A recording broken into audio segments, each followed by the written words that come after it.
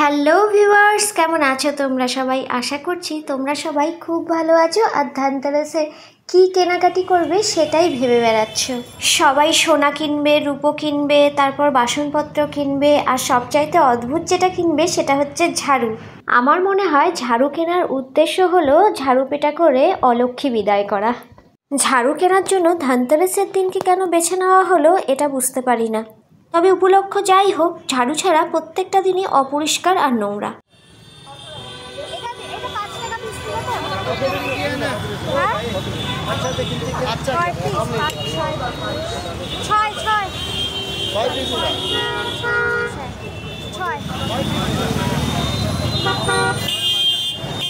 আমি 5 টাকা পিস নিলাম।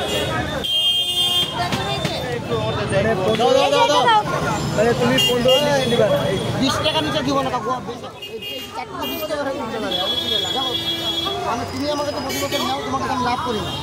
এটা তুমি বিশ্বাস রাখো তো, তুমি বিশ্বাস রাখো ভাই, তোমার কাছে আছে ভাই। ওটাই মানে 20 টাকা 30 টাকা কার কথা মাঝে কেমন হবে কি হবে, তুমি 20 টাকা আমাকে তো দিয়ে দাও না।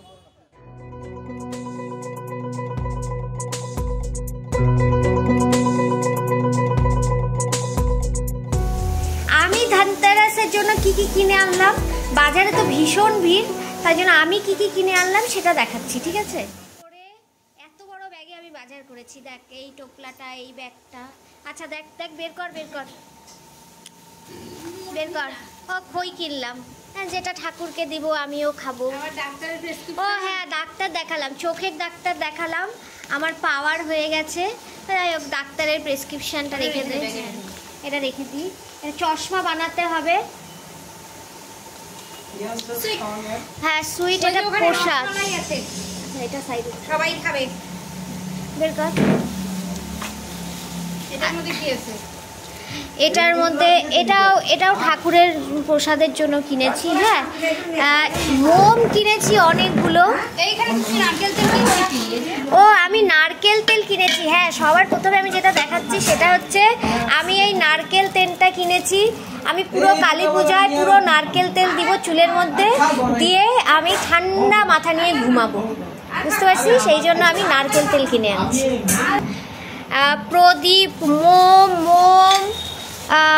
অনেক রকমের প্রদীপ, অনেক প্রদীপ আমি কিনেছি। তো প্রদীপ কিনেছি হচ্ছে, আমার তো মনে হচ্ছিল, দেখো কত রকমের প্রদীপ। এইটা এক ধরনের প্রদীপ, আর এখানে শোলতাগুলোতে প্রদীপ জ্বালাতে হবে। এইটা এক ধরনের প্রদীপ, এইটা মোম। এত প্রদীপ না, মনে হচ্ছিল কি তছনছ করে দিই মার্কেটে গিয়ে প্রদীপ কিনে।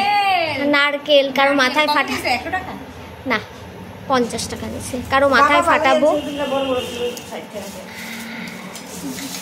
বিশেষ করে আমি এই নারকেল তেলটা কিনে আনছি যাতে আমি মাথা ঠান্ডা করে ঘুমাতে পারি। ও, তারপরে আরও প্রদীপ কিনেছি। এই যে একটা প্রদীপ নর্মাল, আরও প্রদীপ, এই যে একটা প্রদীপ, আর এগুলো নর্মাল প্রদীপ। আরে তোমার তো যে ধনতেরাসের পূজা, আর এই যে প্রদীপ।